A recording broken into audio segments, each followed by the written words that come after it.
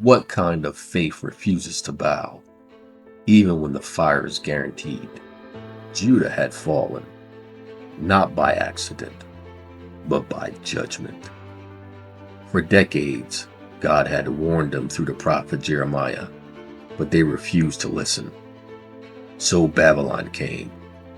King Nebuchadnezzar invaded and carried many into captivity, including Daniel, Shadrach, Meshach, and Abednego. But even in exile, God gave them favor. They rose to positions of influence in a land that did not serve their God, in a land they did not want to be, in a land that was not their home, in a land of their enemies. Then the king did something revealing. He built an image of gold, 90 feet tall, a monument, not just of power, but of himself. And he commanded everyone, leaders, officials, rulers, when the music plays, bow, and if you don't, you burn. You may think that the 90-foot tall statues are gone, that they no longer exist today. We may not bow to golden statues today, but we still bow. Money, success, power, influence, sex. The image hasn't disappeared. It just changed forms.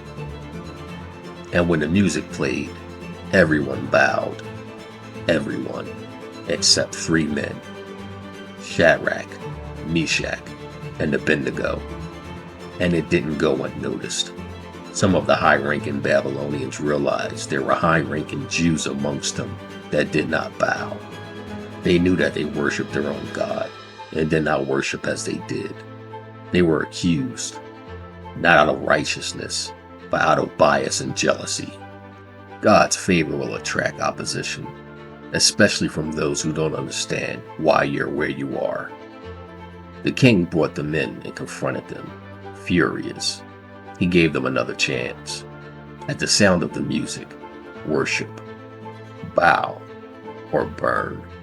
And then he asked a dangerous question. What God will deliver you out of my hand? The 3 men stood steadfast. They did not panic. They did not negotiate. They did not delay. But they responded. Our God is able to deliver us. But if he does not, we still won't bow. This is real faith.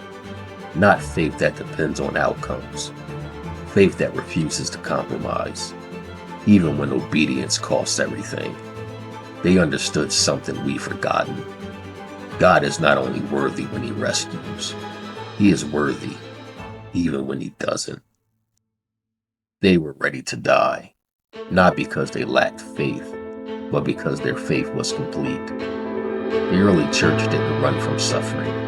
They sometimes rejoiced in it. They counted it a privilege to suffer for his name, because they knew, you can take my freedom, you can take my possessions, you can take my life, but you cannot take my eternity.